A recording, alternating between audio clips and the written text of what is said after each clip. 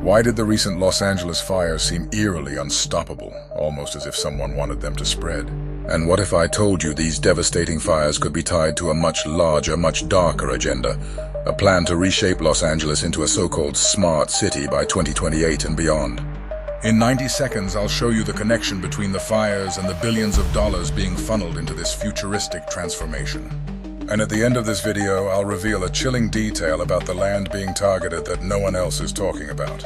Los Angeles is no stranger to wildfires, but this time something feels off. The speed at which the flames spread, the neighborhoods they seem to strategically engulf, and the lack of preventative measures taken despite clear warnings all raise serious questions. Here's what's most alarming: a document outlining LA's plan to become a fully connected smart city by 2028 and 2030. This vision promises cutting-edge infrastructure, automated transportation, and AI-powered city services. Sounds like a dream, right? But for this dream to come true, certain areas of land currently occupied by homes and communities, need to be cleared.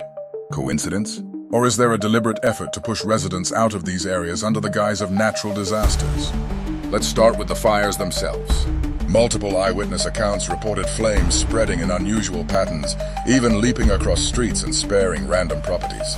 In some cases, homes were obliterated while trees standing just feet away were left untouched. How does that happen? And here's where it gets even stranger.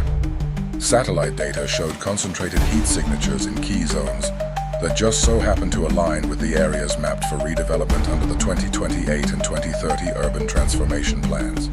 In a minute, I'll explain how major corporations, including tech giants, are quietly buying up these fire-ravaged lands for pennies on the dollar. But first, let's talk about the warnings that were ignored. Months before the fires, experts flagged the increasing risk of wildfires in these exact areas. Reports showed outdated power lines and overgrown vegetation as major threats. Yet no action was taken. Why? And then there's the curious case of the response teams. Firefighters were reportedly delayed in getting to key areas. Some claim their resources were redirected to lower risk zones while neighborhoods burned. Does this sound like negligence or something worse?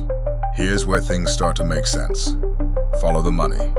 The proposed smart city redevelopment plans are backed by billions in funding from private corporations, many of which are now acquiring land in these affected areas.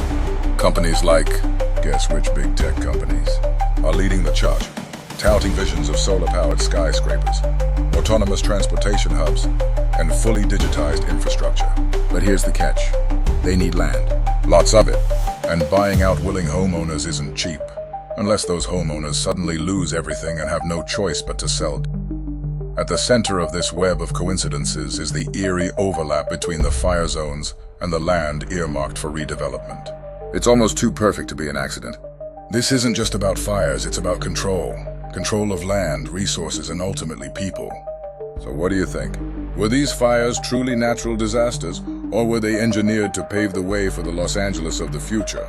The evidence is chilling, and the implications are even more so. If you found this as eye-opening as I did, make sure to like, share, and subscribe. Because trust me, this is just the tip of the iceberg.